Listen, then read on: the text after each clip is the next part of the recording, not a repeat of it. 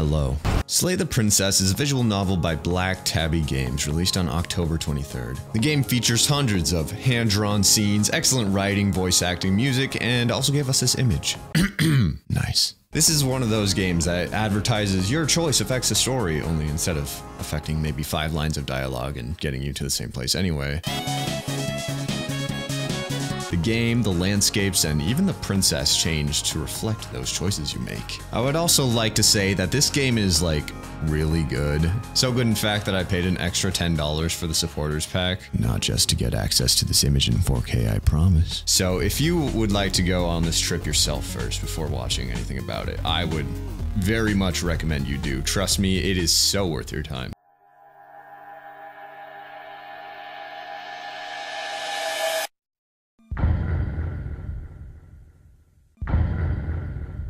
At the end of this path is a cabin. In the basement of the cabin is a princess. Your objective is not only spelled out to you, but told to you by a character named the narrator. Go do it. The voice that's always present and the voice that always converses with the narrator is named the voice of the hero. He's usually the rational thinker that tries to find a middle ground if he can, or tries to find a path where everybody's happy. Now right here, right from the start, is where you can drastically change your fate. So for the sake of contextualization, let's just stick to one path. Proceed to the cabin, take the blade, go downstairs. She will call you out and make fun of you for feeling the need to take a knife with you. But does she have a reason to be so carefree? Is she hiding something? Well, yeah, you stand absolutely zero chance that she breaks every bone in your body. Unbelievable issue regarding skill, but when you die, something interesting happens. The world returns back to normal. But with the exception of something strange, a voice from the past that remembers your fate from the previous life. A voice that interacts with the hero and the narrator. This voice could very well be you from the previous life that got your world rocked. And I know this because he's called Voice of the Broken. And well, you did die having basically every single bone in your body broken. But let's not worry about that right now. Right now, you have a job to do. From this standpoint, it looks like everything is the same. Nothing has really changed between this life and the last, minus the broken. But when you get to the cabin, you'll find out that it has undergone some serious renovations. The narrator will continue to narrate as usual, but curiously, he doesn't mention the large black mirror. And upon interaction, it disappears. What was that? Who cares? Downstairs, the princess is waiting for you, but this time she's changed. She's colossal, levitating above the ground with a window shining a holy golden light behind her. The little bird has returned to me. I wonder what he wants. Almost deified, and she acts as such, demanding respect, and when you don't comply, your body moves on its own. No matter what you do, it seems you are completely hopeless. Until something unknown interrupts and takes her away, something that is above both yours and her power. Welcome to the long quiet. The same mirror that appeared earlier now stands front and center. Its reflection contains one of the most hideous sights you've ever laid your eyes on, that being yourself. Wait, yeah! You're then taken to a path not too dissimilar to the path you were on that once led to the cabin. Only instead of the cabin, you're taken to this.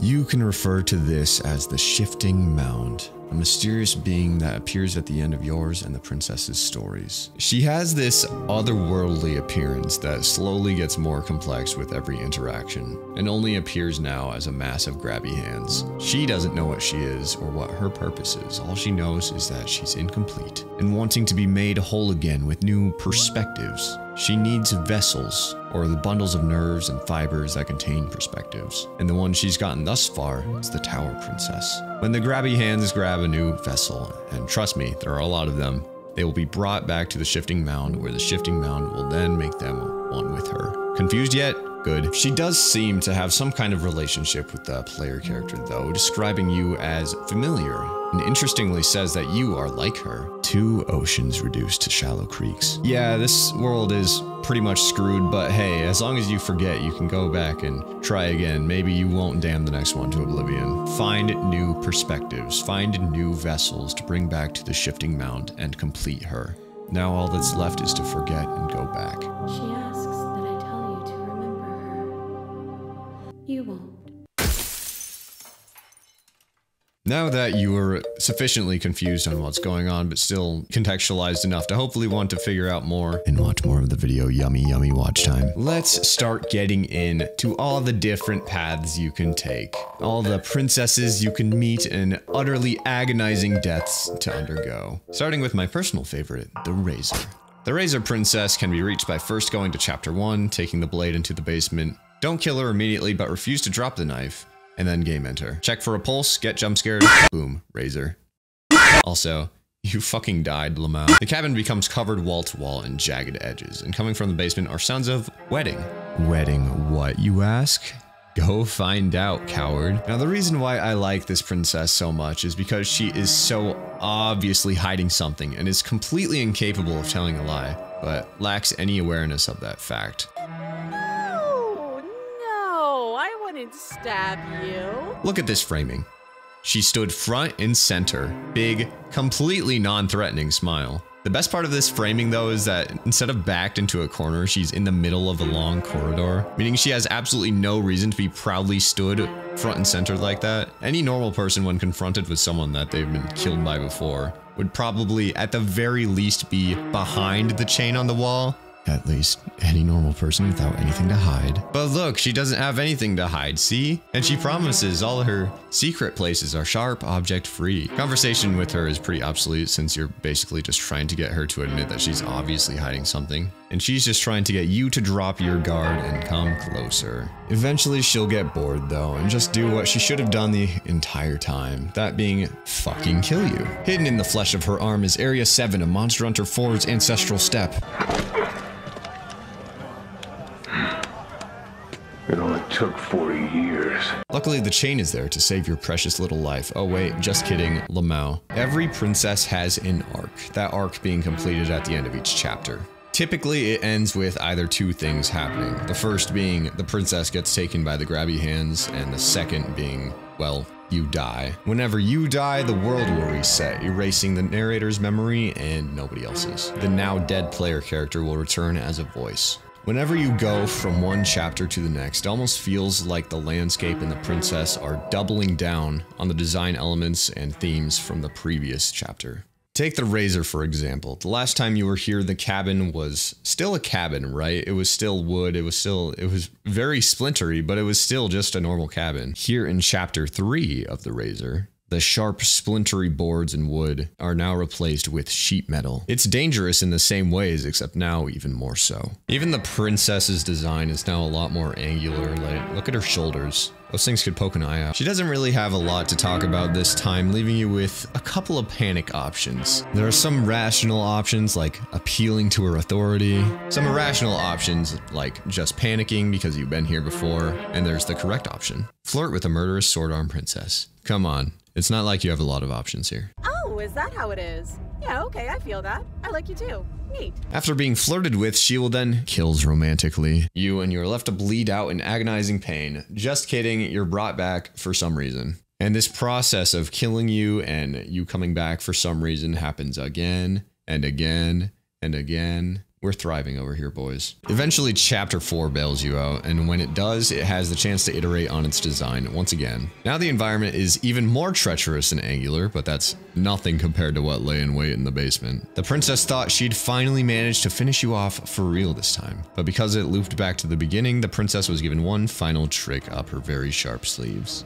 And bones. The Razor Princess's ultimate form is revealed.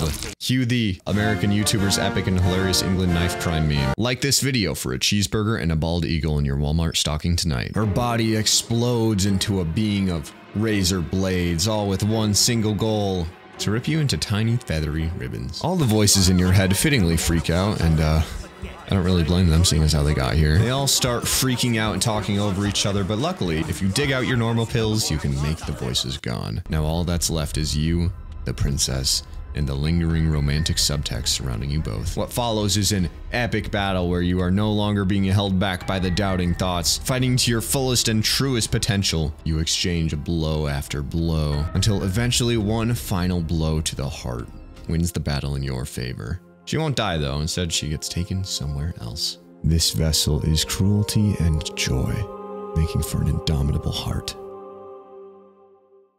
In the introduction bit to this video, I briefly covered the Tower Princess, the princess you face after getting your ass beat into a sad little feathery mound. She dwarves the player in size and is stood in front of a glowing stained glass window, almost angelic in a way. Able to control your every action and move, whether you want her to or not, this princess demands nothing but authority and respect. Also, because you just got every bone in your body broken, the voice of the broken will be accompanying you on this journey, and he is a total simp. You can try to defy her, but unfortunately the broken, who shares control over your body, wants to obey her, probably in the fear of getting beaten to death again. Still, the hero has free will, and the narrator still urges you to slay her. Eventually you'll stumble upon a crossroads where you're given the choice to not attack this deity, because I mean, you know, she's a literal deity, or still holding on to the chance that maybe you can just pull it off. If you choose to slay yourself, the narrator will interject as always, and the princess will notice your very strange hesitation. You're not the one resisting me, are you? Is that a person? No, it used to be a person. She saw you click slay yourself, yet there you are, unslain, dead. She will look inside you and find that pesky little voice that controls your mostly every move, and game end him herself, replacing his will with her own, ending you with a quick and lethal cut to the neck. But because the arc ended with your death and the princess didn't get taken away, you're brought back in the apotheosis. The trees look more reminiscent of totems than actual trees, and the cabin now sits at the top of a mountain. The narrator and your clinically diagnosed auditory hallucinations will share some light banter before the cabin will literally explode. The cabin, instead of a princess, holds a goddess. Goddess? And I can't say how efficiently it's holding her, considering she can just do that. Also, can we take a moment to appreciate the animation and music of this shot? Nice. Her eyes have a holy glow, her dress now wrappings with eyes, and a crown of light. Unlike last time when the window behind her was producing a glow, now she herself is glowing. Rocks and debris orbit around her. She truly has become a deity. The tiny blade in the tree almost feels like a joke, but yeah, you can still attack her. Though doing so won't exactly accomplish much. Either way, you get swept into orbit, flying who knows how high into the atmosphere before eventually the long quiet returns and she gets taken to the shifting mound. Yes, even this being of virtually infinite power is only a tiny piece of the shifting mound. The apotheosis, capable of bending everything to her will make a terrifying and divine heart. Alternatively, if you choose to slay the princess, the broken will continually commit self-sabotage and very brutally stab you, or himself. Something like that. Exercising that pesky little thing you call free will, you will annoy the princess, and she will get increasingly cruel in her means of disposing of you. But still, you have a dream. It doesn't matter how many windows into your lungs you make, the princess still beat you, and you gotta settle the score. Seeing your unbelievable willpower and determination, she'll actually become impressed, offering you a place at her side, though not a very honorable place by her side, but a place nonetheless. She made a mistake though and left herself wide open. Despite the numerous holes in your body, you still have the strength to cut an enormous chunk out of her ankles, proving once and for all that you should never count out a short king. With the sudden pain, she drops to the floor, leaving her heart in a perfect stabbing position. She then punches you, and I think this frame is really funny because it's just this, leaving a feathery fist-shaped crater in the floor, absolutely obliterating any possible chance of your survival. But hey, you did it. The enormous princess slumps against the wall, her light fading forever, just as you do. Good job. Yeah, she's not very pleased with you. She's really not very pleased with you. The landscape is now completely organic, bony trees, bubbling fat, ligaments, fibers, sinew, and the like. The cabin is similarly grand like the previous one with the Tower Princess, but has a lot of Fury designs baked in. Downstairs is the Fury Princess, who is now wearing her own flesh like a dress. Kinda raw. She hates you with every fiber of her being, and you are completely at her mercy here. If you try to fight, you die. Allow it, you die. Talk to her, you die. Talk to her again, you die. Be a baby, you die. Apologize, you die. Ask her to hear you out. Huh. Crazy. You die. Go on, go talk to her, bro. The worst she can say is no. Like, come on, if you defile a god, don't expect them to forgive you so easily. She wanted to make your death where she Tokyo Ghoul OP1s you last for an eternity, but luckily the grabby hands come in at just the right time to bail you out. You desecrated her. You made her use her hands. All her hate and pain was placed on your shoulders. And even though she split you open from the inside out, it was her who unraveled. There was passion and empathy in her misery, making for a burning heart. Now I know this is a horror game, but nothing could have even remotely prepared me for this next part.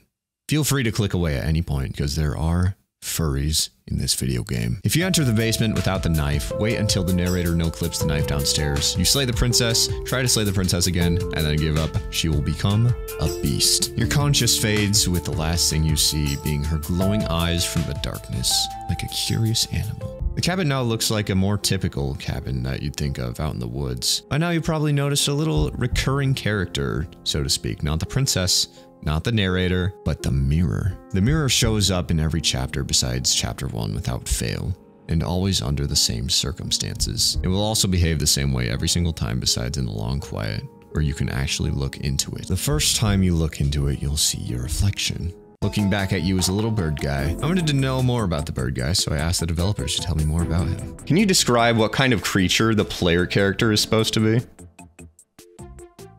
Can we? I mean, we can talk in some detail. Yeah, vaguely a bird. Bird of guy, yeah. just a shadow bird guy?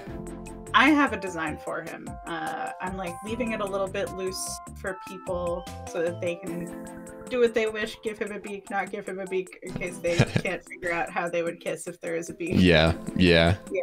I'm mostly leaving it up to them to kind of figure it out for themselves, but he has a lot more wings than people draw.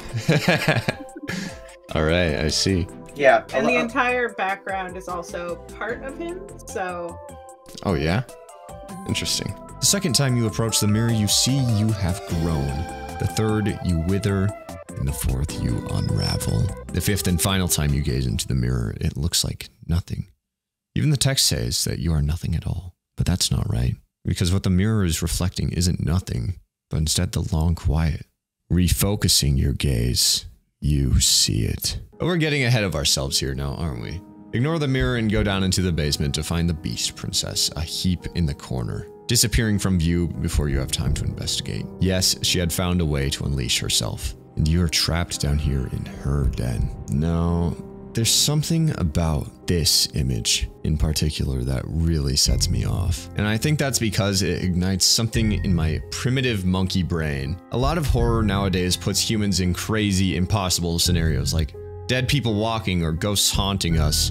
But there is no horror as real or as terrifying as being hunted by a predator. Our earliest ancestors, even in their wildest dreams, could never imagine things like dead humans attacking them or being a night guard at a pizzeria. But one thing our ancestors were unanimously terrified of was being stalked by something in the dark. Being hunted is something instinctual to every living thing, and this single frame perfectly encapsulates the horror of being hunted. Nothing crazy, nothing flashy. Just you, scared in the dark, with something terrifying that's keeping itself hidden from you. You are in the eyes of a predator, and an opportunistic one at that. If you stand around and have a little internal dialogue with the voices in your head, she'll take the opportunity to strike, devouring you whole. If you predict her attack and move, you'll narrowly escape her. Well, you'll escape for approximately 8 seconds until she comes up with a new vantage point to lunge at you from. Perhaps you aren't defenseless. Perhaps you brought the Iron Claw down. If you do fight back, you'll surprise the princess and give her a cute little shoulder cut. Not that it's going to help you out very much in the long run, but it's better than being killed via crushing suffocation and digestion. Succumbing to the princess's claws will bring you to the den. This iteration of this beast princess is much more wild and unpredictable. The path to the woods, now a lush rainforest, and the cabin is a cave. There's not even a door to the basement this time, an empty hole to the beast's den in its place. The den beast doesn't speak. Faced with the darkness, all you can do is take the gamble that it's there and plan accordingly. The den beast is feral. Nothing more than a vicious predator, but maybe the lack of critical thinking and calculation could be used to your advantage. You can miraculously fight the den beast very gracefully, trading debilitating blows on one another, all leading up to that one point where the long quiet breaks up the fight. Interestingly, when the long quiet steps in, while not outright saying it, the den princess communicates with the player, asking, "Am I free?" She is a predator driven by instinct, forcing those around her to adapt. She will make for a bold heart.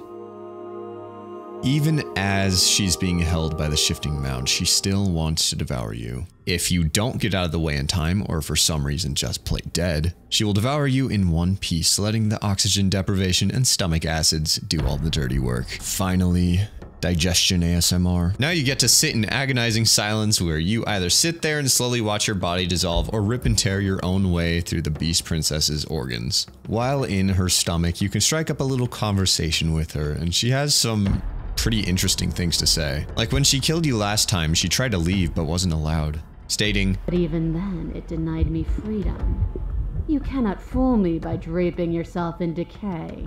Something or someone seems to be actively keeping the princess inside the cabin, and she can't leave if she's alone. She needs you. If you choose to get devoured right before finally dissolving, the Beast Princess will hurl you back out and sit there in the long quiet before being taken away by the grabby hands.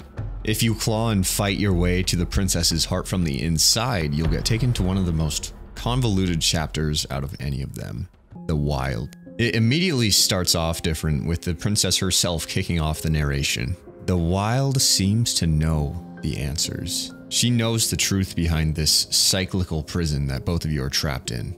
While she doesn't exactly know what your and her destinies are supposed to be, she knows it lies outside of the walls of this prison. And with your strength combined, maybe, just maybe, you could get out. Yeah, I wonder what that unnatural thing could be. Something is imprisoning you both, keeping you confined and hiding the truth. Ahead of you is a network of pulsing nerves and fibers. She has become you, and you have become her. She seems to have a lot to say about the narrator. I mean, after all, now that she's part of you, she can hear the narrator. The narrator's the one that wants to pull you two apart, wanting you to slaughter her. The narrator will interrupt her and interject with his own logical reasoning. And if you don't know what's going on here, the narrator does make a lot of sense. What does being a path in the woods even mean? He also says vibing, so that's epic. The narrator will try appealing to your rational brain, while the princess will become increasingly scared. With you, she's finally whole. She's scared of being torn apart once again, and knows the narrator can convince you to do so. It's up to you if you want to listen to the narrator and gaze at the terror in your heart, or if you want to follow the princess's lead and bury it before it's too late.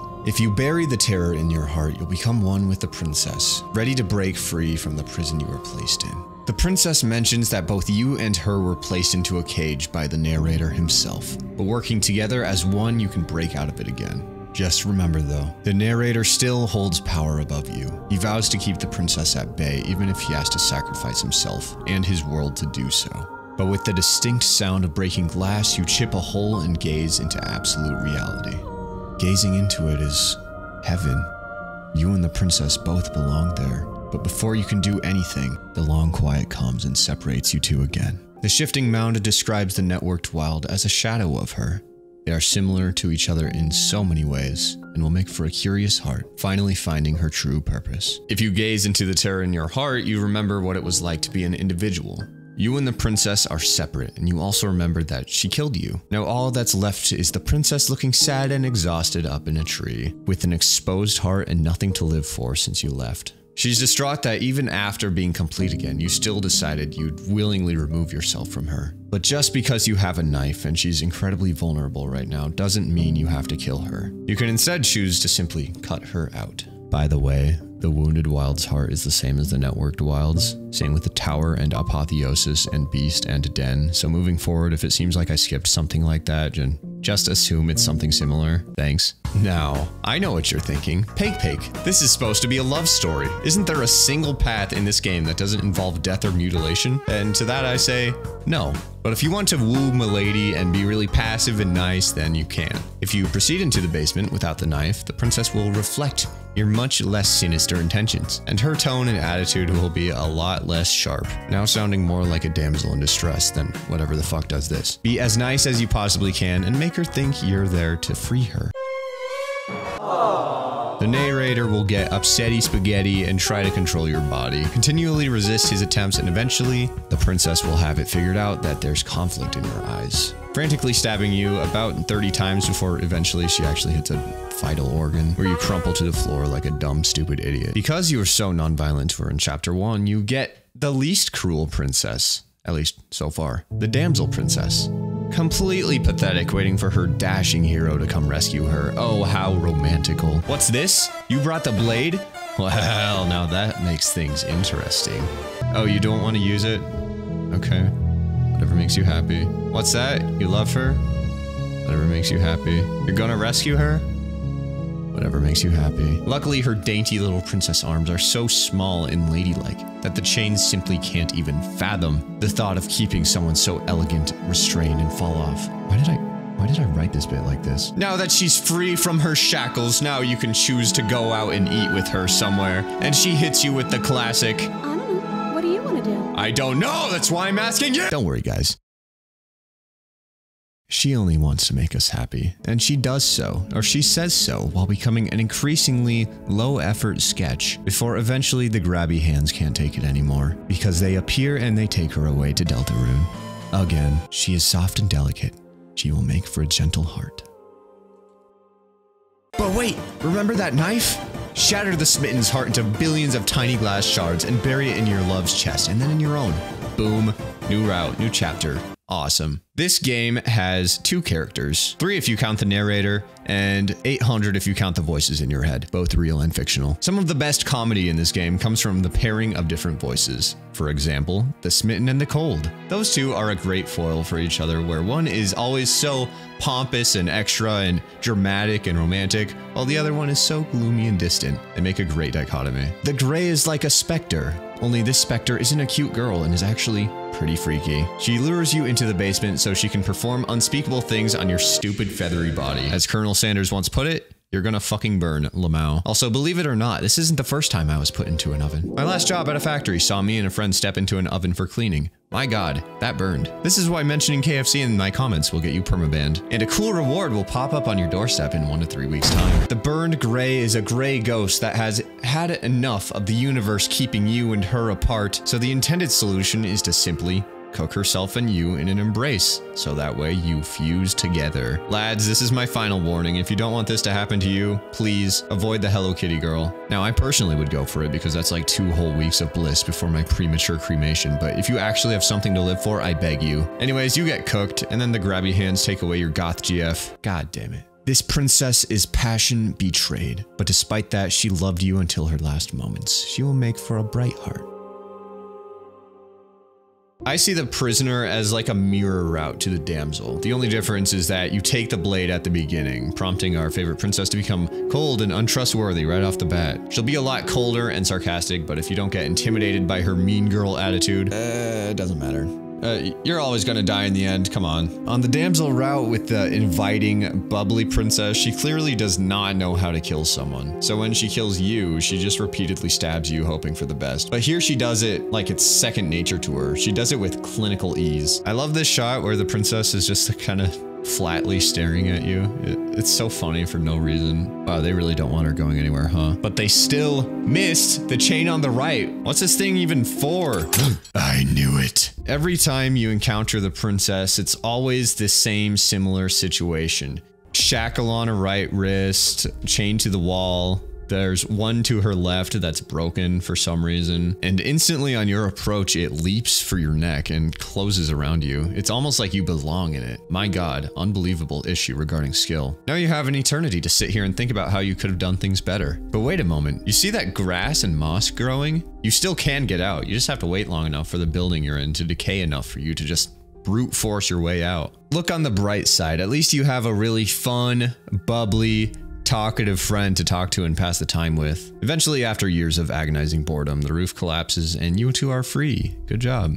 You did it. That's not the only way to end your fun with the prisoner princess. Princess? Heh. Like, comment, and subscribe while I continue my search for reasons to live. Getting near her is a dangerous game because she is just like Chapter 1 Tower Path. She's absolutely cracked. Trust me, the best way this ends for you is if you give her the blade and let her take things from there. Now that she's beheaded herself, you can then take her head as a reward.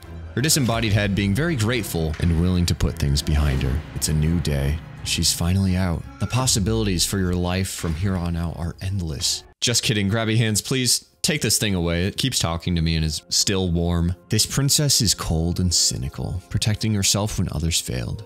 She will make for a clever heart.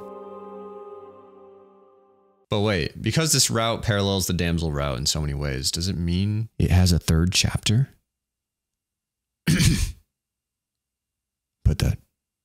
put the transition here. We're back to the gray with this one, only this time you have to be really insistent on killing the prison set. What? And this princess is by far the coldest, rawest, cruelest, meanest out of every single one of them, the Drowned Gray. This one chapter is so great from a horror standpoint and has two of the scariest scenes in the entire game. Torrential rain set the mood, completely opposite of our previous gray. The cabin bloating inwards, weighed in from the excess of water and rain. Then there's the princess herself, though. Instead of wearing a white dress, she dons a black dress.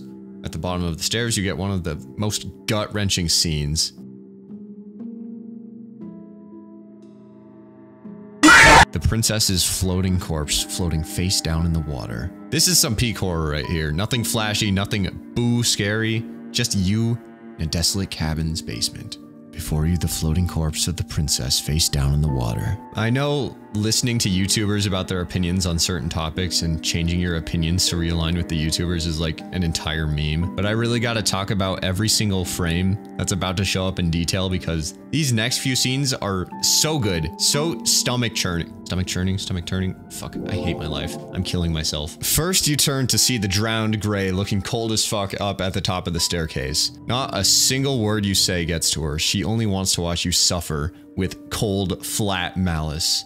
Eventually, you have to swim. The basement is now a black void, and she floats looking down at you with that same uncaring stare. The perspective here is phenomenal, having the top of her head off the top of the screen. It makes you feel so low. Then you go under. She continues to coldly stare at you, now directly below her, as you reach up for help. When a creature dies and is preserved in water, the gases in your stomach, like hydrogen and methane produced by bacteria, will cause the body to swell up and bloat. They will become buoyant and float face down. The princess's completely lifeless body now has a hold on your leg, looking up at you with the same cold, flat malice that any underwater predator would share. Except this one god, he's so cool. It's pronounced Laggy Crust, by the way. Laggy. With one last look at the Drowned Gray, you get pulled down into the deep, dark abyss. Thank God the grabby hands are here to bail you out. Unlike the Burned Gray, who was filled with love and forgiveness, the Drowned Gray was cold and vengeful to the very end. Jeez, that was dark. I think for a little palate cleanser, we should talk about my second favorite route, the Adversary. And no, it's not because you can have this happen, I promise. Take the knife, have a squinting contest, and fight like a warrior. I hope by now it's been well established that the princess is, like, exceptionally more physically capable than you in every single way. So you probably know where this goes. You fiercely do battle until she hits a debilitating blow, obliterating your ribs, but in doing so leaves an opening for her chest, which you take. You both inflict fatal blows on one another and fall to the ground. Good job, team. 3 stars. I 3-starred your mom last night. The cabin is now made of heavy stone, and in the basement is... God bless. This princess wants to fight. She wants to feel your bones snap beneath her fists. She wants to feel the rush of fighting an opponent that could end her. She wants to challenge herself. She wants to force herself through impossible challenges to grow and become stronger. She's on her grind, and I respect the hell out of that. But anyways, fellas, anyone, if you see a gargantuan muscular person give you this look, you should probably do everything in your power to not be in this situation. Again, this is just a suggestion. If this were me, I would accept my fate. This is one of the goofier routes in the game. Even though the princess is completely serious about wanting to beat you into a fine paste, you can fight her, you can attempt to talk with her, or you can flee from her. Whatever you do, do not disappoint her. If you do, she will become the fury and act accordingly. If you fight her, you know what happens when you fight her. But if instead of fighting her, you opt to free her, then you're onto something. Chopping off her shackled hand will take you to the Eye of the Needle. Here she becomes even more draconian, living in a literal cave and being built like a tank. She beats you so hard that even if you survived, your great-grandchildren would still have the bruises. You never stood a chance, at least. Not down here. If you lure her out into the open with the blade in hand, you can... Give me a second. If you lure her out into the open with the blade in hand, and the hunted in your brain, gotten by carving a smiley face into her chest in Chapter 2, and experiencing the brain squeeze, you're given the opportunity to fight her out in the open. Tell her you trapped her, and then fight like a gladiator. Now you're finally giving her the fight she so desired from square one, finishing the fight with one final stab in the heart. You've won, and your entourage takes her away. The adversary in both iterations always wanted to grow, struggle, and fight. She sought out challenges to test herself, and when she passed those, she was hungry for more. Even in the hands of the shifting mound, she still tries to struggle. Awesome princess. Her attitude resonates with me, and also, she's hot. There, I said it. Excuse me, Pack. At the start of this game, it said it was a love story. Snort. There is no love here. Brilliant observational skills, truly. First of all, it's pronounced Pake, you cretin. And second of all, if you want to smooch m'lady, then follow me. Go to the basement without the knife to build rapport. Make her think you're breaking her out, and then when giving the chance, stab her. Congratulations, you made a desperate, defenseless woman trust you, and then shattered it in an instant, and are now dying on the floor, staring into her sad, betrayed eyes. Let's just hope that broken trust doesn't come back to bite you later. The cabin now looks like it was shaped out of a living tree. The only thing separate is the pristine blade on the tangle of vines. This princess is a goober, unequivocally bitter and sarcastic, calling your wimpy, antisocial ass out on the stairs. Also, she becomes a catgirl. Notice the overwhelmingly positive tag on the Steam page. This character is like the living embodiment of the 3 emote. Like, look at her. The witch is also a certified devious little creature. Since the chain just falls off her wrist and she gets closer to the 3 emote. Since you betrayed her trust last time, she's been blessed with the ability to smell you. My god, that stank. More importantly, to smell your true intentions. Although, just because she can tell your true intentions now, she still is a living being that has the capacity for resentment. She does not forgive you for betraying her, and to be fair, I don't really blame her. If you try to leave in front of her, she'll bury her claws in your back, committing a dangerously based Omori reference, as your joint tumble down the staircase leads to a broken back and your early death. If you make her go ahead in front of you, she'll notice the knife, determining you are going to troll her with the knife, and sits there blocking the door. What a goof. Without you tagging along, she won't be able to leave the cabin, but you've hurt her, and she wants to be able to hurt you back. After she does a little bit of trolling, the Long Quiet appears and ruins her goofy little scheme. This is awkward. The shifting mound says that she is hope, marred by bitterness. She thought her suffering had come to an end just for you to commit the ultimate betrayal. She will make for a righteous and weathered heart. You can try and fight the catgirl, only to get your world rocked, before getting a gruesome scene of the basement crushing both you and her. She's still smiling until the end though. After all, she got to see you suffer as a result of what you did to her. This is also one of the ways to get taken to the wild. But if you really want to atone for your sins, you take the knife down to the basement and give it to her. Now I know what you're thinking, she absolutely hates us, is arming her a great idea? The answer, no. But in that moment she'll realize what she's done. She's sunk down to your level and immediately regrets it, but it's too late to apologize now. The door to your heart has been opened in the worst way possible, and now you're dead. An eye for an eye.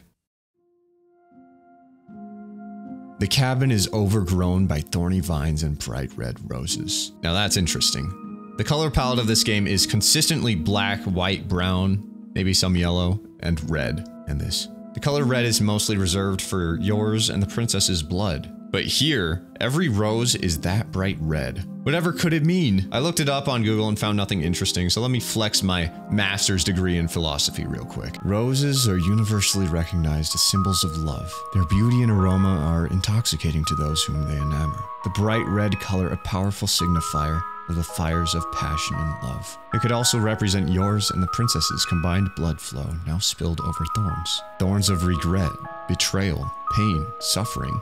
Hear a consistent theme throughout this entire chapter. No matter where you go, no matter what you do, you and the princess just keep hurting one another. The cycle continues and continues with no end in sight, both trapped in this endless cycle of hate and violence, never quite cracking out of the cage. Both desperately yearning for freedom, always getting to the end, seeing that precious light at the end flicker out, just as you watch the light in her eyes fade into empty shadows. Or it's a fucking red plant, Lamau. Down in the basement is, aww. Unable to tighten a single muscle without having the thorns cut through her again is the princess, who sit there confused, hurt, and scared. Don't even think about choosing another option that hurts her again, or else I'm coming for you. Promise her that you've made a mistake, that you never wanted to hurt her, and that you want to leave here with her. All it takes is that blade that she's doing everything to keep from you.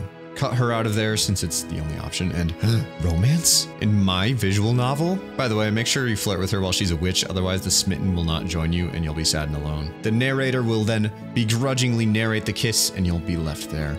having finally done something right in your life. Congrats! For the first time in your life, you felt a woman's affection. I love that for you. A wall of vines appears behind you that you can cut through, but adorably, they will automatically pull away, just completely on their own if you decide to just step into it with the princess. How cute. Then we get eagerly pulled up the stairs, and the smitten my beloved says the most adorably poetic line. Your nightmare is our dream.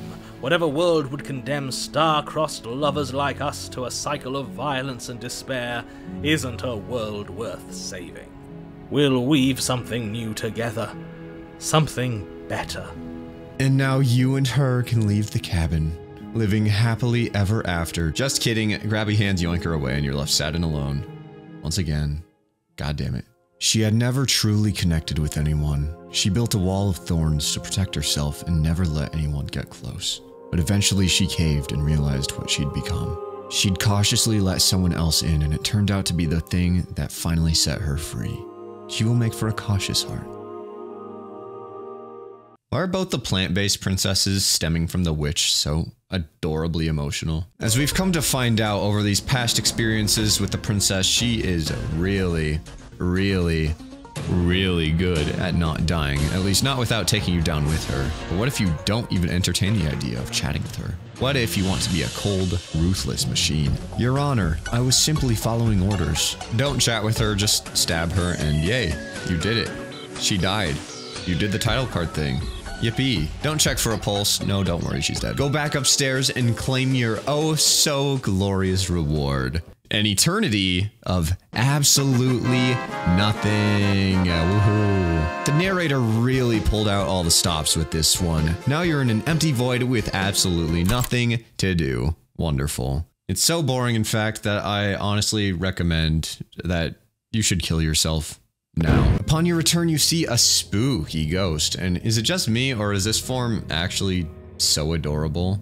When she wants to be. She requests safe passage out of the cabin via possession, and provides absolutely nothing in return, but to be fair, you do owe her. Even though she can fly or phase through the walls, it seems when she does so, it just loops back to the cabin, proving that there really is something otherworldly to this cabin. It's not just whoever chained her up here that's keeping her here, but the building itself. You can try to attack her again, but Lamau, try again.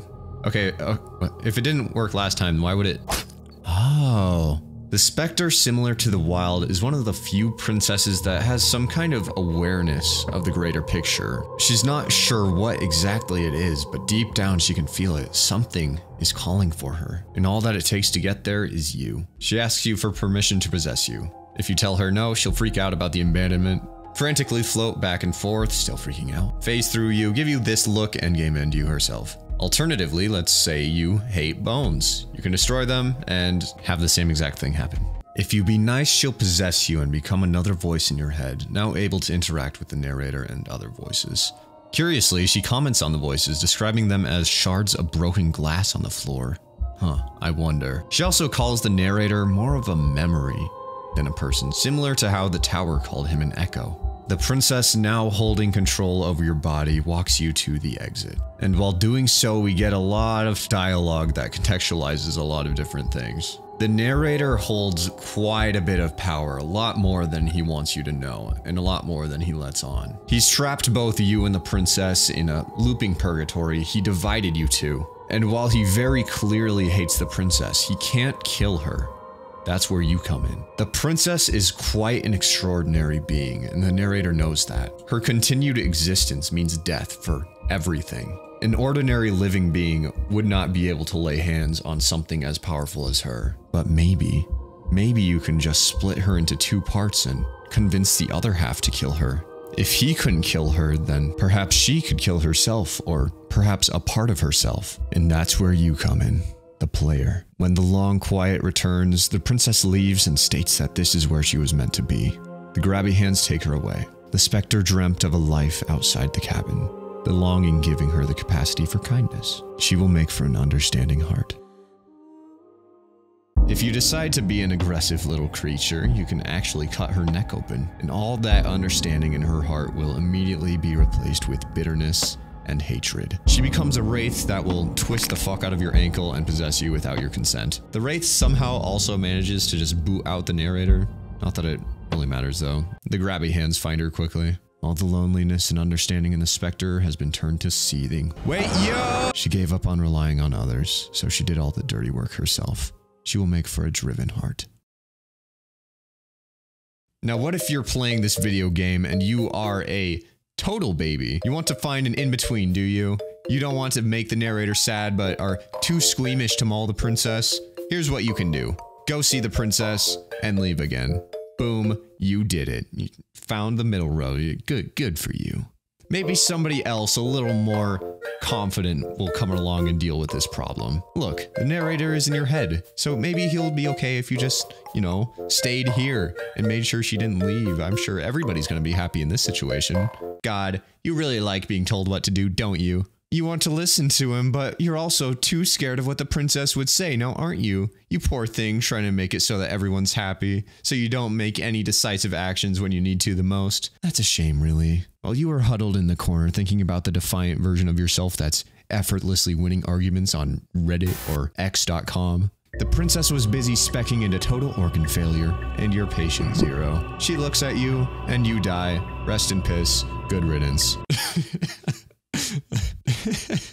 Sorry. Why do I feel like I'm being watched? The Nightmare Princess is what happens when the princess picks up on your fear of taking a strong stance on anything and is absolutely intoxicated with terrorizing you. She dances around and hides behind the Dream music video that he deleted and laughs at you. Keep in mind, she's still spec'd into total organ failure, but thankfully, our boy Paranoid is here to help keep your systems up and running. Let's just hope he can keep it up. You have the option to try and kill the Nightmare Princess, and going for it. Yeah, you did it. Now what? Well, let's talk about this little thing called starvation. That's right. It's about time the Pake video shows a picture of Deviljho. God, I love this guy. So, you die. Welcome to the Wraith again. May I interest you in a crippled ankle? But you still have a chance to defy the spooky bitch. Select Remain with your Nightmare and see what happens next. She calls you out for being a little goo goo gaga baby. That's faking it till you're making it. And does an epic face reveal. Hi, my name is...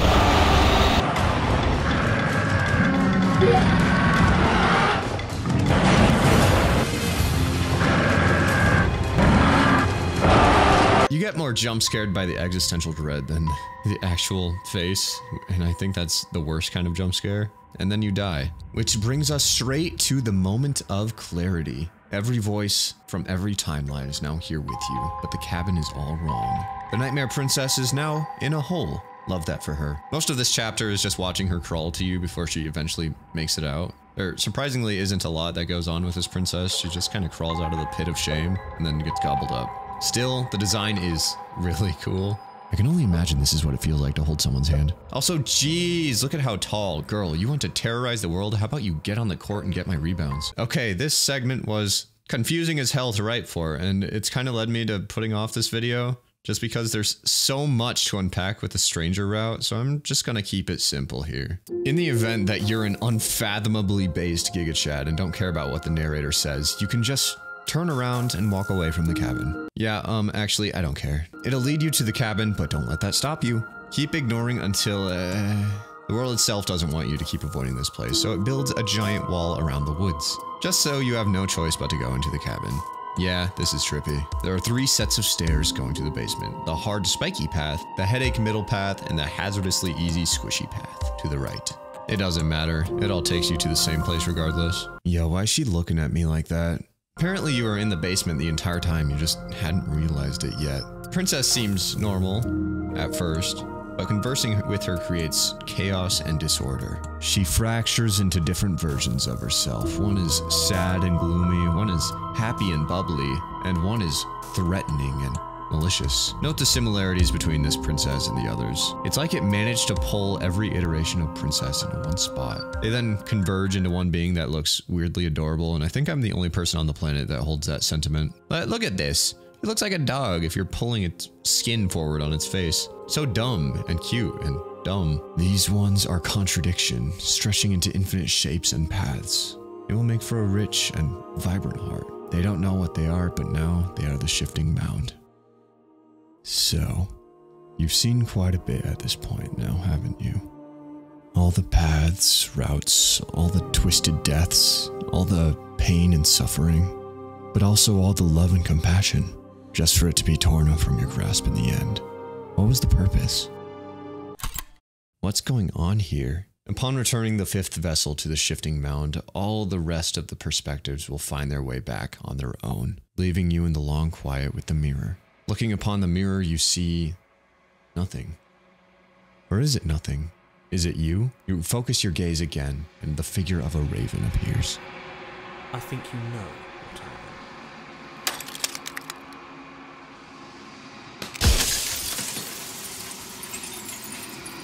mean. This is the truth. The narrator here is an echo of a person, one that's created a construct designed for you to slay the princess. A construct that would reset itself every time you fail, or every time you die. He tucked himself into the construct as a guide for you. His ultimate goal was to have the princess get slain, and to have you passively exist for the rest of eternity. But eternity, even to someone like you, can be too much. You are the long quiet, a god. The narrator saw that everything was coming to an end in his world, so he tried to erase death with a shifting mound, the princess. He couldn't kill the princess by himself, so he split her into two, freed you from your shackle, and tasked you with killing her, since he couldn't do that himself. The narrator was once a mortal that is now an echo, trying to keep you from bringing about the end of the world. Every time you failed, every time the shifting mound appeared, that's one new world that's been damned to extinction. It is very clear that the narrator is desperately afraid of death, something that you could never understand. You've only stirred to consciousness when you made a new game. You, as a character, have no concept of death. You don't know the permanence. You're a god. Gods don't die, at least they shouldn't. Whenever you died, you would wake up in a different timeline, a different chapter. But while the fear of death is justified, it is still necessary. The shifting mound isn't just death. The narrator says it himself. She's change. She's transformation. She's growth. She's beauty. Without death, life would have no meaning. The narrator recognizes this, but he has a dream of a burdenless, forgetful, dull, but happy life. Not too dissimilar to the oblivion that he placed you in whenever you followed his instructions. As you talk with the narrator, the glass of the mirror breaks and the echo fades away. Now, this is just entirely speculation here, and probably not true.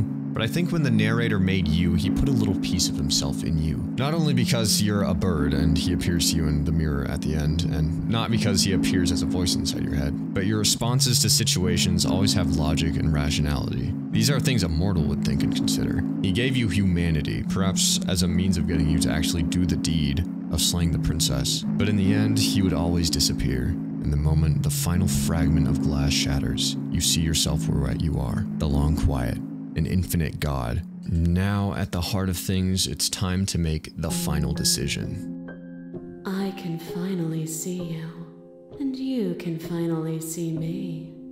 The shifting mound is infinite. She's not death, but she does contain it. She's everything. Now she wants you to join her in godhood. At this point, she's far too powerful to be killed, so the most you can do is try to convince her not to. Doing this means bringing back every previous perspective that you and her shared. And because I thought it would be interesting to read through them all, I gathered them all here.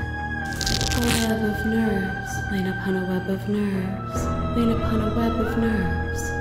The shade of a beautiful beginning we can never return to. You knew me, and I knew you, even more than either of us know each other now, and you chose to pull apart that weave. But you did not choose to end me. We were still one, but we were also separate, and we were free. We were as we are. Will you excise that part of yourself now that you see me from yet another angle? When you became whole again, you cut yourself out and found the princess, but you never killed her. Instead, you cut her out too. Flesh is a vehicle, and the destroyer of flesh is destroying the spirit. With violence you stranded me, and with violence I sought to twist your flesh back into mine. You did not resist my violence, but it overcame you. Did you understand the flesh wasn't you? Or did you choose to gift yourself to someone who thought she feared you? To fear me is to fear wisdom of the flesh. The flesh is not the spirit. never need to fear losing your physical body. All the pain, all the suffering, it's only temporary and paves the path for something different, something new. I kill you, you kill me. Back and forth we go, faster and faster and faster. I kill you, you kill me. Hollow eyes watch from the dry corners of a memory. A home built on all the futures that were supposed to be. Preserved until the moment of reunion. The fire of the heart sets it all ablaze. I kill you and me. An ending is a passion that can only be expressed with a moment in time. It is a seed for a new beginning. To linger on an ending is to rob it of its life. And without me, all that's left to do is linger. Nothing that ever lasts forever can truly be beautiful. Only people or objects that are ephemeral or flawed can ever have any meaning. Note the difference in this line between the two grays. You are devoured. Pray for something bigger than you that stalks and slinks in shadows. But even after the pain of defeat, you return. The dance is its own truth. It is the movement that matters, not the pause you mistake for an ending. You are not an animal. You're a god, but for some reason you're still holding on to your mortality. You are weightless, suspended in the gravity of an idea that threatens to consume you. And you are alone. A tiny island caught between the death of the old world and the birth of the new. But alone is not helpless. When you were confronted with my vessel's apotheosis, you chose against all odds to defy me. To hold on to your inner self with all its flaws, even in the scorching light of my divinity. Without me, there are no externalities to resist, and it is struggle that carves meaning into consciousness. Would there ever be any sense of passion, pride, or accomplishment if you never had to struggle or fight for anything? Your liquor drives a stake into your body, and another. And another, and another. Do I miss your heart because I can't stand to see it go? Love melted into skepticism, and you pulled back layer after layer after layer, until all you were left with was the knowledge that you did not know me. You sought the truth then. Will you hide from it, now that it is within your grasp? All she wanted was to please you, to make you happy. She had nothing to want then, but this time is different. She wants something greater, something divine even. She wants you to embrace the truth. You are devoured. Pray for something bigger than you that stalks and slinks in shadows. Within, you are tightly bound and choke on heavy air as acid burns its way into your pores. A nest of things devouring within things devouring. But even when dissolved, you gifted me a life. Perhaps it was fear that drove you. Perhaps it was compassion. But the outcome of an act matters more than its intentions. There is a natural order to the cycle of things sustaining things. A world without sustenance is a world without relationships. And it is our relationships that give us form and substance. A world without her is a world without sustenance, a boring world with nothing. A boundless torrent of blades cut you from boundless angles. You are a body. You are gory ribbons. You are a body again. And you feel all of it. On and on it goes until your bodies are not your thoughts or not you. Alive, dead, alive, dead, alive, dead, then alive and dead and alive and dead all at once. You learn to put yourself away and to follow the flow of reality. And you used it to rise above me. You died countless steely deaths, and you lived countless short lives, and yet it is all so far behind you. Unjust impossibilities pushed you to become something you would never have been without them. Even in your case, if you never would have died, you never would have seen the shifting mound. You never would have seen your reflection. You never would have met the shifting mound or the narrator. You never would have seen the truth, as the shifting mound puts it. Were we self-destructive, or did the beauty of our dance reach beyond the shadow of death? You become nothing. A black hole of self-loathing fed by the matter of your restless thoughts. You are terrified of a power so far beyond you that it strips the meaning from your every action. But at the feet of that power, the dark parts of you cannot help but burn away. Your inadequacy is reduced to cinders by the blazing light of the divine. When I proclaimed my godhood and presented you with a place by my side in my new creation, you gladly took it. Without me, there is no future to look towards. It is hope that carves meaning into consciousness. When coming face to face with something far greater than yourself, your will gave way, but you were given something new to look forward to. The masses mold you. There is no beginning to them, nor is there an end. There is only the flood of bodies. And every moment you hold every possible sensation at once, and then you hold them all again. And in the end, you returned it to me. For a brief moment, you were everything. A chaos that needed ordering. But without chaos, there is no reason. Without all the different intersecting paths of life, what chance is there for change? Sure, you'll be safe from bad people or bad things, but that means you're left without finding new perspectives, new venues. Without chaos, there is no order. Brutality splashes you against the walls, but with stubborn defiance you rise again. And with the dance of our conflict, I was brought somewhere new. Without you, my world would have been so small. Do you remember the moment of your triumph? Do you remember the feeling of your blade finally cutting me down? My defeat was a gift. Without obstacles to overcome, we stagnate into nothing. When we throw ourselves into hard, difficult situations, be it mental, social, or physical, we're forced to learn and grow from it, becoming stronger in a sense, but if we stayed where we're comfortable, we never get the chance to develop or grow. When we avoid challenge, we waste our potential.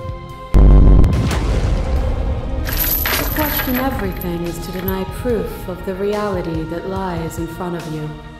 To live alone within the caverns of your mind is to trap yourself in them forever. But you did not live alone. You found me, and we held trust in each other for no reason than to believe in something that wasn't us. Cold skepticism turned to liberation, but it required a journey to blossom. Though you have blossomed, do you have no more journeys left to make? What of those in the spaces beyond? Would you erase the path ahead to hold everyone still? Even after all the hostility, you spared her and freed her. You never would have done that without forgiveness. Is a person? Is it their body? Is it all of their body? Pluck the eyes, peel the skin, strip the tendons, mince the meat, grind the bones. When it is all gone, do you still have who you started with? A person is not a body. Death is a transformation into something new. It is only bodies that fear it. Without death, you can't make way for new life. A web of nerves, laid upon a web of nerves, laid upon a web of nerves. The shade of a beautiful beginning we can never return to. Where did you end and I began? When you felt what it was to be me, we held on to each other and pierced the veil of truth. Will you abandon that curiosity now that we are no longer joined in physicality? When you two were one, you saw the truth together. Here you have the chance to fully embrace it, but now you're resisting.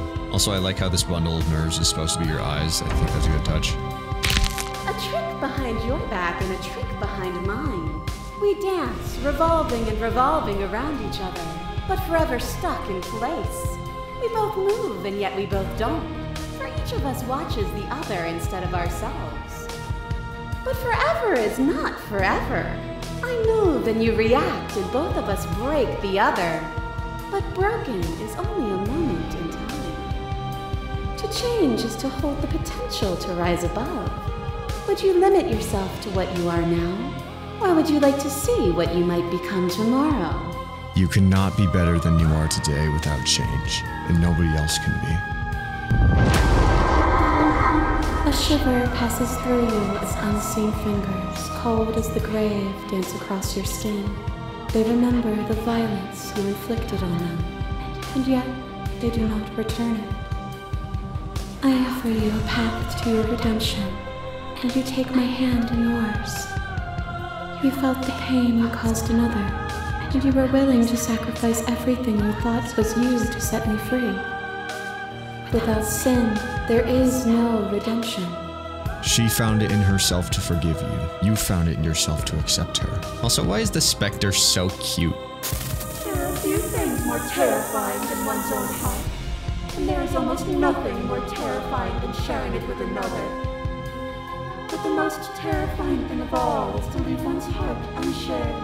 You are the only thing like me, and I am the only thing like you. Could you bear the weight of an eternity alone?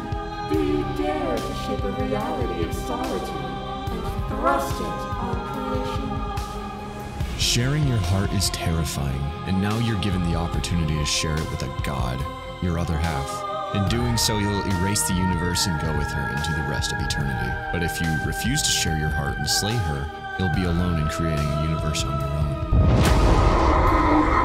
A thought is a vine, and some thoughts nurture thorns that bleed the soul, an endless growth that blots your vision and strangles your trust. When I succumbed to myself, you patiently stood by me and cut the thistles that rooted in my skin. Your compassion is what freed us both, but compassion is a thing that must be nurtured, and you cannot nurture that which cannot change. Some thoughts constrict your movement, some thoughts tear at your skin.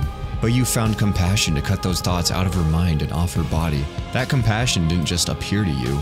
It happened when you forfeited the blade and spared her when she was at her lowest point. Without change, you never would have done that. With that section over, I'd like to make it clear that what each iteration of the princess says depends on what you do in that specific chapter. I would show every single varying response from each individual princess, but in the interest of making it so this video isn't 10 hours long, I think I'll just leave you with the basics. You get the gist of what they're trying to say here. If you do want to see those extra lines of dialogue, I would suggest go play the video game. Tell me what it's like to try and abandon the Thorn Princess and have her try and swallow the sword out of spite. Well, I guess it's more of a dagger than a sword, but you get what I'm trying to say here. As you continue your debate with the shifting mound, you'll hear a familiar voice. No, not the narrator, he doesn't exist. The hero comes up with a plan. Doing the narrator's job, he takes you back to the cabin. Inside waits the princess, now a rational human and not an egomaniacal god. And this is where we start getting into the endings. If you don't want to kill her, you can do what you always did when you wanted to start over, and die. This starting you back at the very, very beginning. Chances are you've probably been here with the princess in this very room at the end, and will continue to loop forever. If you do the title card thing, you'll be left there with all the voices that you've acquired on the journey, building a new universe from nothingness. Probably one without pain, one without death, one without struggle, or one without any change. Hey, at least you did what the Echo wanted. If you give in and embrace godhood, the shifting mound will accept you with open arms and dance with you into the sky, to the tune of this game's banger soundtrack. Now, before I get into what I think is the best ending, at least from a human perspective, let's talk about the worst possible ending. One that is a little more complicated to get to. If on the second chapter of the first path you refuse to go meet the princess, having not been able to meet the shifting mound and promising that you'd bring her vessels, the grabby hands will appear and take you. Frustrated that the glass surface of your soul is already filled. Note that there's no verbal words spoken. I read these as if these are like feelings or things I just know shared with me via the shifting mound. This must be what the princesses see whenever they are taken. Continuing to do so makes the shifting mound even angrier to the point of spamming chat. If you have the cold with you when you're taken away, he comments on how it feels like home. I see this as either one of two things. Either A, you're returning to the long quiet, which is you, or B, the long quiet being really cold, which is something that the princesses all seem to comment on whenever they're taken away by the grabby hands. Nothing incredibly important, I just thought it was neat. The third time the shifting mound recognizes a pattern and is terrified, increasingly desperate. You could be friends, or you could be worse than enemies. Look at how much pain you ignoring the plot of the game puts the shifting mound through. The closest word the game can use to describe it is agony. The fourth time the shifting mound gives up, she doesn't want to see you. The fifth time, yeah, the final time her feelers pull you into oblivion. She loves you, even though you made the wrong decision. From there you exist. At least, you exist for as long as you want to. No matter what happens, both the long quiet and the shifting mound will inevitably fade into nothingness. The world has ended. It doesn't exist. Neither do you, and neither does the princess. All that's left is nothing. Good job, you did it. At any point in your journey, you can return from the path of annihilation and play the game as usual. Just do your best not to bring the princess back incomplete. That's the worst possible thing to have happen.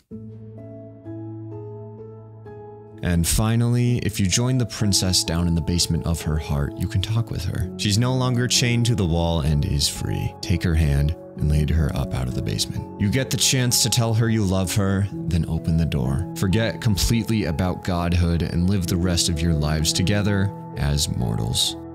And so, that was Slay the Princess. All in all, we have a game with incredible art, amazing and unique story, exceptional music, and dude, it's just good. And I know for a fact that if you yourself watch this video and play it for yourself, you'll get a completely different experience than I. So to cap off this video, I'm going to be putting a little interview that I held with the developers at Black Tabby Games. I don't really have the energy left to go through and edit super hard of that section, so if you're not interested, then I understand. Thank you for watching up to this point, I appreciate it. Feel free to join the Discord, I just made it. This is the first video that I made after I made the Discord, so if you want to join, come on over. If you like this video, then consider becoming a channel member. I've been considering making YouTube my full-time job, so a little extra, financial help would go a long way. I'd greatly appreciate it. And in return, I'll give you some exclusive stuff as well, like a special badge by your name that lets me see your comments faster, exclusive emojis, stuff like that, early access to videos, and member-only streams, as well as having your name featured at the end of my videos. So far, I only have 2 members, so the end screen for this video is probably gonna look a little bit silly, but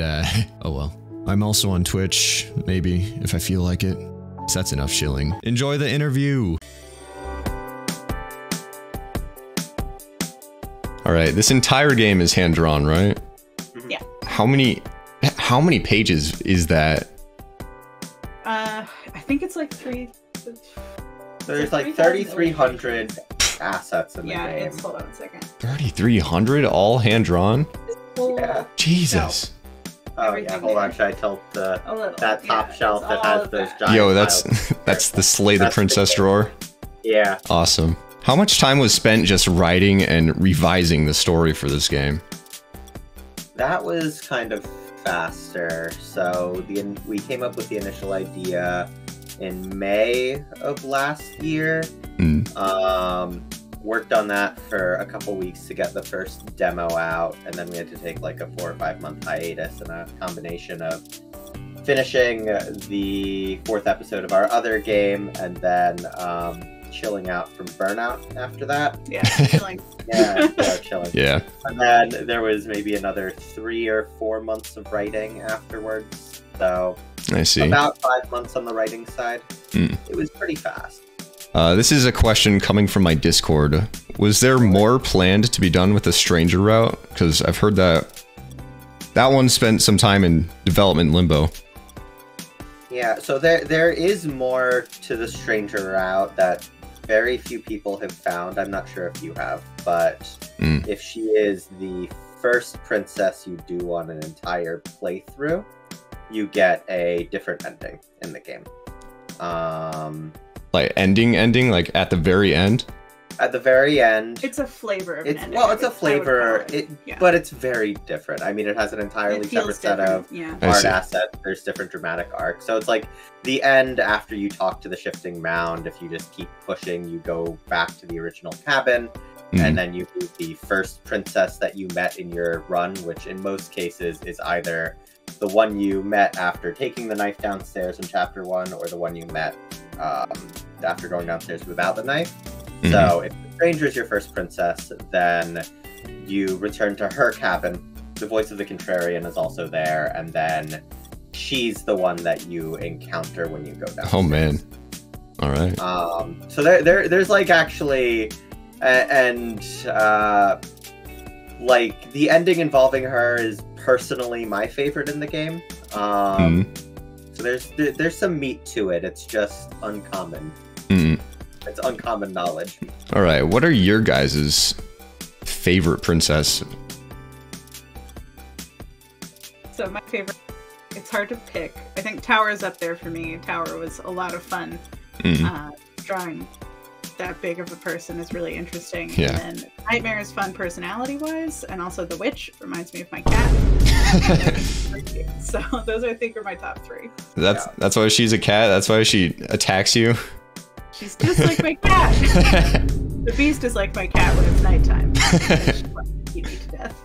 Yeah, I think overall, probably leaning towards the witch as well. A lot of that is trying to figure out like what counts as a favorite. So it's like if you're just pulling from the chapter 2 ones, does the chapter 3 princesses that are accessible from that chapter 2, did they count as part of the chapter 2? Because I like both the wild and the thorn a lot, and you can get to both of those from the witch. Yeah.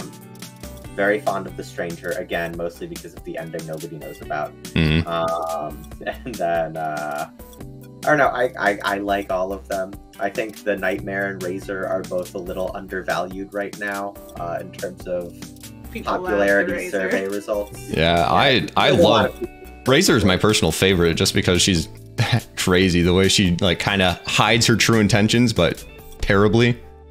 So yeah, she was the last one that we did in terms of chapter 2 stuff. So I think that's why her route gets like a little more on the meta side and a little more like what wacky things can we do that are still left that we haven't done.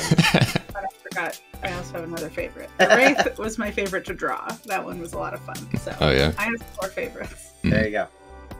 I see. How do you go about adding humor to a psychological horror game? It's an instinct. We can't help it. Yeah, I'm probably more of a comedy person than a horror person. Abby is both, but she's also very horror-y and pulled me in that direction. So I think like a lot of what works well of the push and pull of the directions each of us want to go in, where it's like we're generally moving towards the same place, but I'll pull it a little more to the joke side or the like romance side, and Abby will have flesh melt off. Yeah, there was a very different way that this could have all ended, like the big ending. Yeah. The idea was much more in the let's disarm all of this humor direction. And I was like, we're not doing it. That was a rough draft that lasted for a day because I was stuck on that scene. But still, it was a good start. But yeah, it worked. Does that mean like it was about to have a much more humorous ending, I guess, or a much darker ending? You're talking about the first draft of like talking to the narrator in the mirror, right? Yeah. So like the actual ending was always set for what it was with that encounter with the awakened princess, but the exactly how the final conversation with the narrator went through like quite a few iterations as we tried to find the right voice for it. Yeah. I think early on, the one Abby's talking about was like just sort of a concept where it wasn't really a singular being who built the construct, but it was like a civilization-wide effort, and you know, you encountered somebody who barely knew what he was talking about, who was like running part of the machine. We abandoned that quickly though. Out of all the voices, which one was the most fun to write for? I liked writing for the Broken. You're the only one who likes the Broken. He's a funny little guy. I mean, he serves a purpose. Yeah. He's the worst He's one. the worst one. I think the Opportunist is maybe my favorite to write for, because he's such a little shit. He fights for the winning side. Yeah. Just constantly switching teams, being transparently skeevy, but no one can do anything about it. And then the Cheated was also fun. He was a late addition. Originally, the Razor Root had the voice of the Flinching, who was mostly scared about being stabbed to death again. And that had too much of an overlap with both the Paranoid and the Hunted and the Broken. Where it was just like, him existing meant that all three of those felt like they were less uniquely flavored, and then it didn't leave a lot of room for that root to be interested, so we leaned more into the you get there by succumbing to bullshit root, and that voice was very fun to write for. I see. My favorite princess, the Razor Princess, becomes a giant cool monster sword thing later in the story. And I gotta ask, what's the inspiration behind her becoming that? It's sort of a... I mean, a lot of the princesses have kind of these levels of becoming more and more of what you see them, so... I mean, endlessly, she just keeps cutting you to death with blades, so... It's just the culmination of someone whose only intent is to ever hurt you, so... All she is the hurt and the little essence of her that she is protecting with all of the violence. She's also probably the root that's closest to one of the very early of having like the central meta narrative. You stuck with a single princess and then kind of saw that whole story through to the overarching climax where like she awakens to godhood, but like she's more directly shaped by your actions. There were a few reasons that we moved away from that. One, if every route was like that, they would get very samey. It would be boring. Yeah. There's also just like exponential branching issues there where, right, like each standalone princess, like in terms of her chapter 2 and then her chapter 3 is like as much, if not a little more content than the first chapter of the game. So it's like, if we kept going and trying to add more stuff to each of them, that would have been impossible to finish. And for the Razor, that also gave us an opportunity to, since you're only doing it once, kind of rein it in and make it about like that essentially exploration of the infinite until there's nothing else to explore anymore. A way we got around a lot of that structuring with making sure that there was still a lot of variety is we did the fusion princesses. So that helped a lot, where there were different flavors going into them. You get different voices. She acts a little different depending on it. Do 3 ways from the adversary and 1 way from the tower. The wild, which you can get to from the witch and the beast. The gray, which is barely a fusion because it's kind of two entirely separate. You can get there from the damsel and the prisoner, and the last one, the wraith, which was the nightmare inspector. Yeah, so it's like in that original draft, there probably would have been more points of crossover, but again, that just muddies things rather than painting a clear picture. Yeah. Can you describe the look? You don't know about the look? Yeah, everyone knows. Everybody's unanimously favorite princess, the Thorn Princess, or the Trust Issues Princess, begins holding the blade. Why doesn't she cut herself out of the thorns if she has a blade?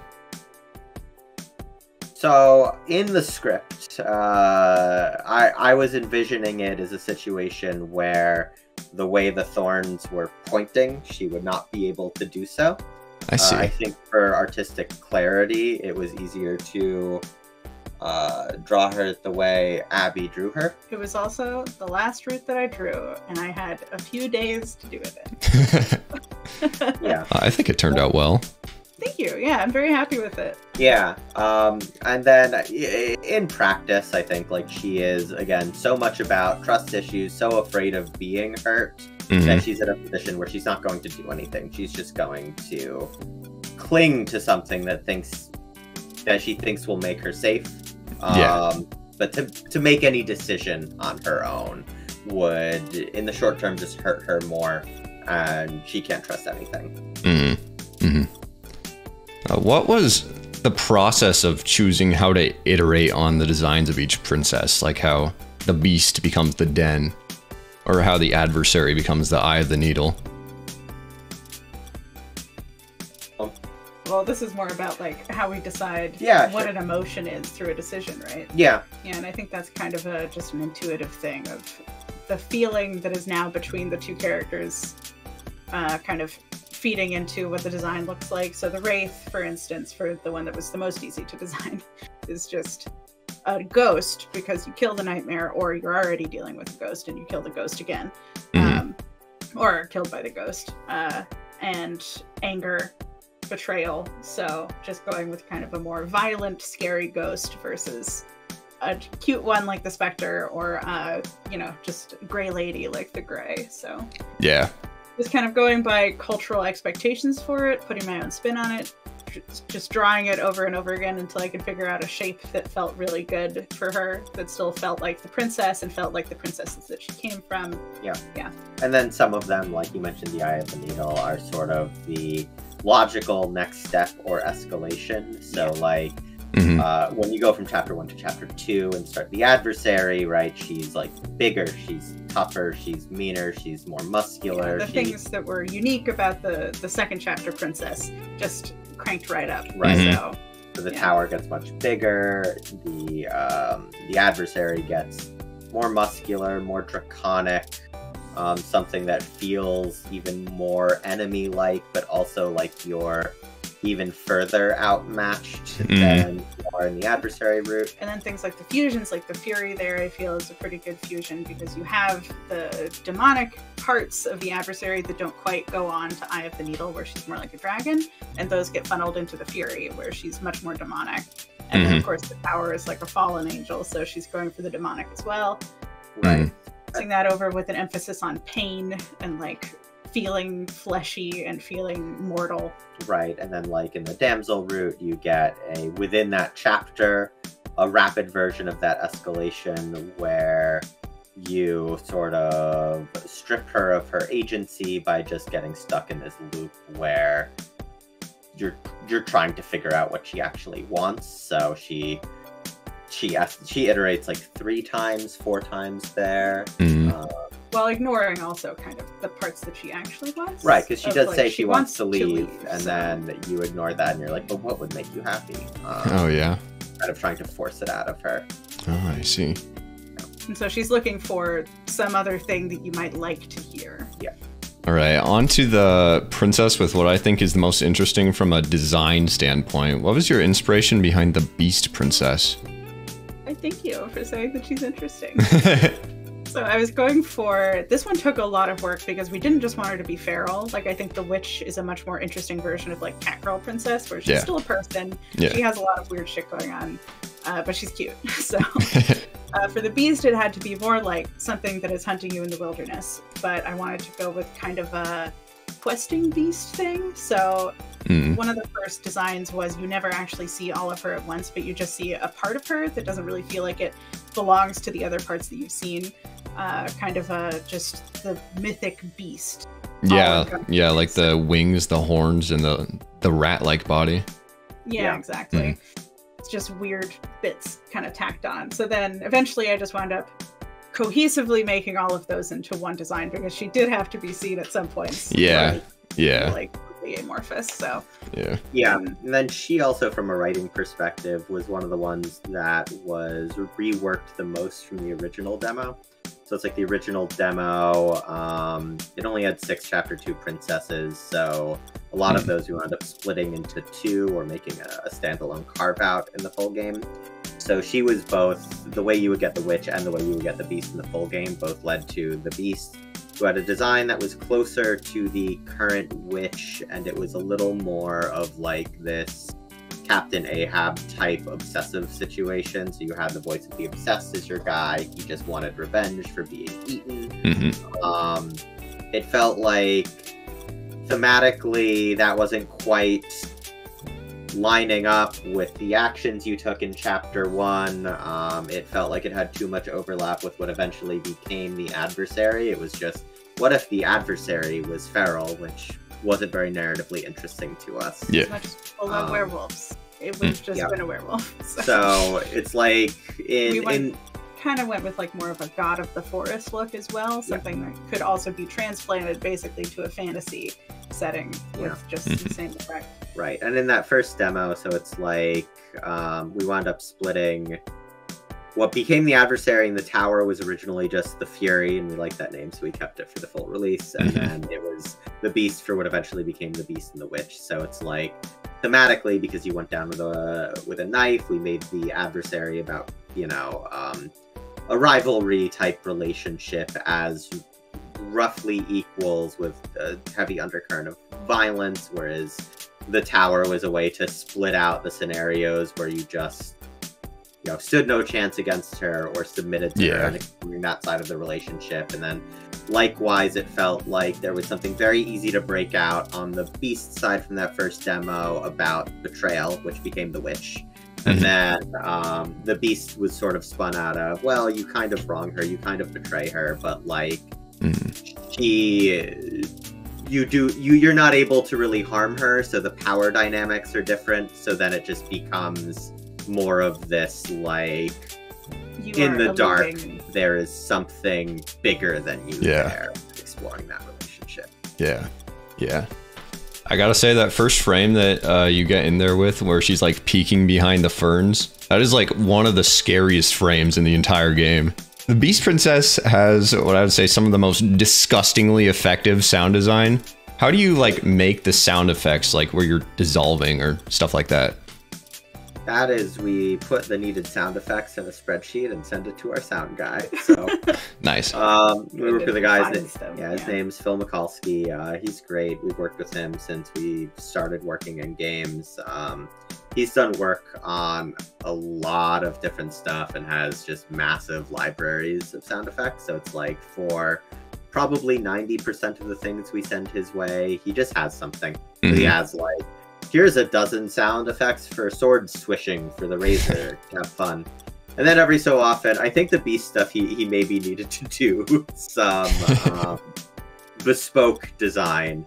So we'll do a combination for that of like just sending the text of the game, describing what's happening. Thankfully, in the case of Slay the Princess, we have a narrator who vividly describes things, so that's helpful.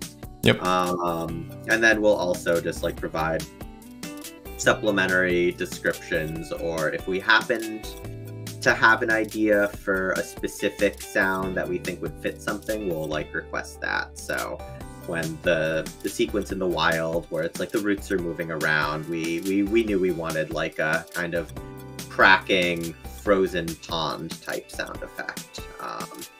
But yeah, I think for the Beast it was just munching and acid sounds. Really gross ones. I imagine you could probably do it with soda. If you spilled a bunch of soda, you could probably get a similar sound effect to dissolving. I think we talked about this earlier, but the Greys, why are there two different but kind of the same princess? She started as a fusion, but then the feelings and the characters going into it are so different that at first we were just going to do basically a color swap, but then it just became obvious that they have different motivations and they would need different theming. So like we very quickly settled on like a water versus fire dynamic and had a spirited discussion over which one should be water and which one should be fire. Abby won out there. My original one was the concept of it's raining because the smitten is really sad. I see. But given like how the damsel's chapter played out, and given like her core of just like wanting to make the player happy, and the Smitten's thoughts just kind of perpetually reinforcing that, it felt like it was better to go in a direction that's like, no, she still loves you and still wants that happiness, and has learned some very bad ways to express it. Whereas then the prisoner side of it becomes more about the suppression of all emotions. A lot that went into the gray was kind of thinking about this one was definitely influenced a lot by like literature, so gray ladies are a whole thing amongst ghost people, and are always living in certain kinds of places and associated with like certain kinds of tragic events. So dead brides stuffed in suitcases, that sort of thing. But then thinking about what that ghost might be motivated to do, so the house being like a prison to her, with the prisoner is just like, well, you'll be here with me, like you will suffer with me here forever because this is where we live. And the damsel, it's all about, we should get out of here together, this place is horrible, let's leave somehow. And then this is clearly the only way it's going to happen for us. We've got a few concepts, we're not sure about a timeline yet, but we've got a few concepts that we're thinking of exploring further in like a little bit of an expansion. The prisoner side of the gray route is something that there's two ways to get there right now. One of them where you just kind of let her decapitate herself and leave her head downstairs doesn't feel like it meshes with the chapter, so we might add some more content in the future. This is how a lot of the I'm pretty sure about that, but we're being coy. We're probably gonna do like a little free expansion at some point next year. I've already designed them and everything. Nice. A lot of the kind of writing for the game came from these little moments where we're like, well, getting to this chapter or ending it here feels like there's more to it. And we would just keep writing until it was done, until it felt like whatever happened next would have to be so big and so different that's just when the ultimate princess comes in, the shifting mound. So it's like the shifting mound kind of comes in either the main rule is she comes in when the story is over, when there's nothing that's really left to explore anymore. Sometimes that's from you killing the princess, but like there wouldn't be anything to explore in a further iteration, so it's like in the eye of the needle or the razor, like that final blow that you strike that's the end of the story. Similar to like leaving the cabin, where it's more about, well, you left the cabin. That's the end of that emotional arc. There isn't a space to explore things beyond there. With our other, if I'm allowed to mention, I don't know. Sure, you get an exclusive here about our content plans. The damsel has a route that was unexplored. Of what if you just decide to stay in there with her and start a fake little life with her? So interesting. So like at some point next year we'll be expanding the damsel a little, expanding the prisoner a little, and then I think I'll just say everything. Why not? We're also going to expand very lightly part of the den, as well as a bigger expansion of... Excuse me, you're cutting out a little bit. We're expanding the den and the fury ever so slightly. Okay. The fury more than the den, but... that's one of my questions. Is the Fury like, am I missing something? Because it feels like every time I go meet the Fury, she just talks to me for like 2 minutes and then makes my insides my outsides. That's what we're expanding. Special. Okay. So now it's going, well, we won't spoil too much. But we're going to add a little something. I'll talk about like sort of the script stuff that happened there, where... So originally, for a lot of these routes, the way the script was written was for like these final encounters. The shifting mound would come in and what do you do? Fiddling with the turning voice down stuff. The sensitivity. It's on auto. So there we go. That should help. So it's like the shifting mound would come in before any final blow is struck ever. This includes for the Razor, the two that work out like sort of on that front in the game right now are the Den, where she gets taken away before a final blow can be struck, and the Apotheosis. I think when Abby provided art for those, it's okay. It's okay. It happens. Like the script is enormous. There's miscommunication stuff. She wound up drawing a bunch of art where it's like, like for the Eye of the Needle too. Like she was going to be taken away before you land the final blow, but it was like a victory assured type thing. But she drew it as, there she is bleeding out. Your knife in her heart. Apparently, it was supposed to be a non-lethal blow. I did not get the art was really good, so I kept it. And the same with the Wild. If you split from the Wild, then you get the one who's like in a tree. Wound. You can choose to stab her, and the visual was good. Yeah. So it's like the Fury was originally one where it's like she was not going to unwind you. It was she was going to be taken away before anything happened, because like that was the resolution of the story. The resolution was like, she's sort of removed herself from a relationship with you outside of being mad that you took things away from her. So it's like, it didn't really matter what happened in that fight, because it was more of an epilogue. But then we wound up with a situation in the full release where roots like that feel like they're missing something because, it's just very abrupt. Many of the other ones end a lot more satisfyingly. Right, and like I think that was the right decision, but it does mean that it's like where I thought up what the Fury would do after it cut to the next part. Yeah, and it was too cool. It would be fun if she could just unwind. Make it a bunch of flesh everywhere. Yeah. My favorite. She's still going to do that. It's just that's not going to be the end of the chapter. It's not going to kill you. Yeah, and I think all of the times where it's like you did draw like that final blow landing, they were very satisfying moments. They don't undermine like the core part of the script where the shifting mound comes in like at the resolution. It's just we're defining where the resolution is like to be 30 seconds later. So we're probably keeping the Apotheosis as is, because that ending still feels satisfying. That one so much to me is more about just the decision to defy her in the face of what she's become rather than striking a blow. But the others, so like when you fight the Den, we'll be letting people finally land that lethal blow there.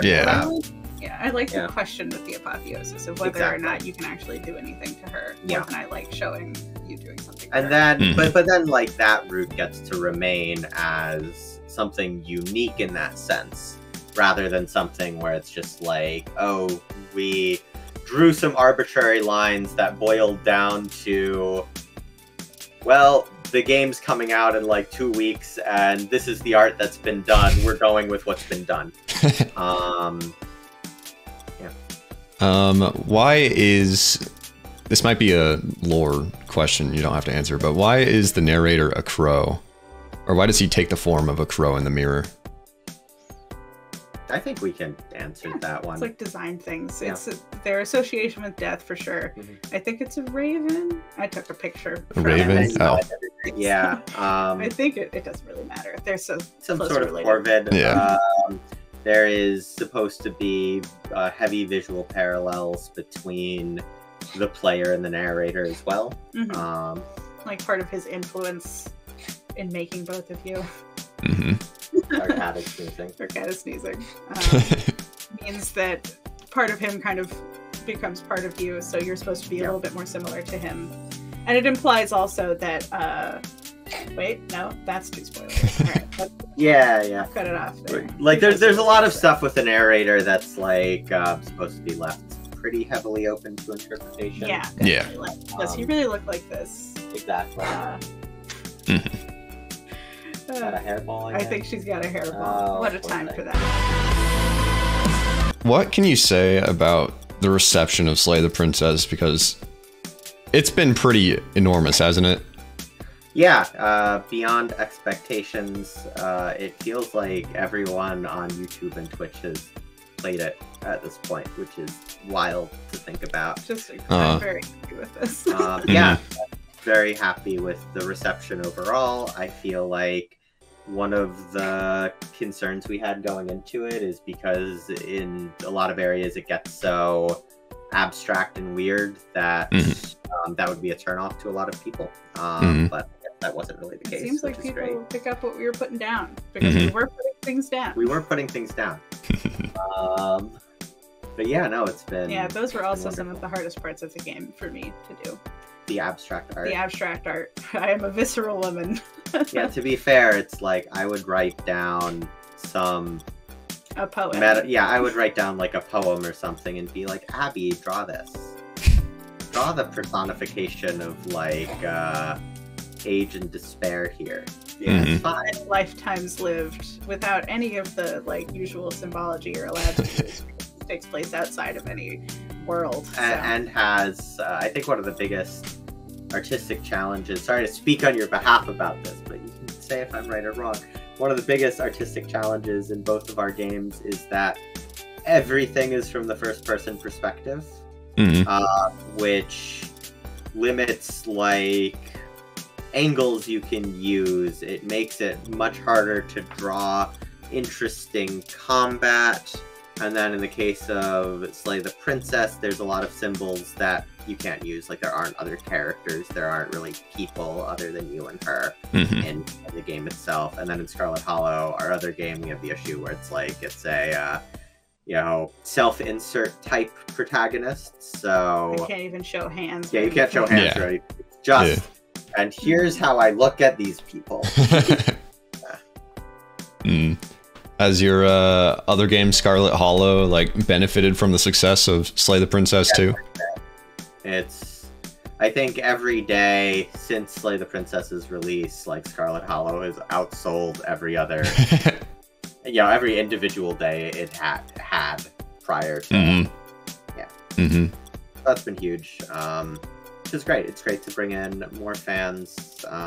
Great to get support. Great to get support so we can finish all of our games without struggle, because we are developers who finish our projects. Yeah.